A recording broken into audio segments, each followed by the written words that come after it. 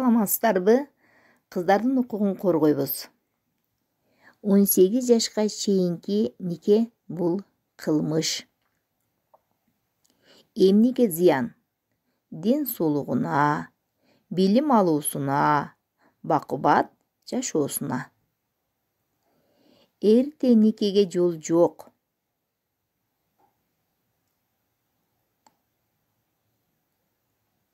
Он 15 жашка чейин төрөгөн кыздар 5 эсе төрөт учурунда өлүмгө дуушар болушат.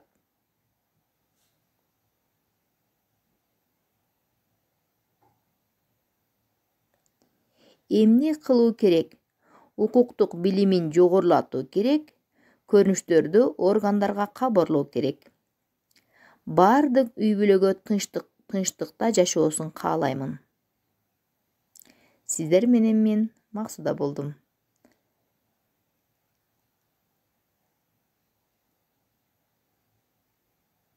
Саламатта калыңыздар.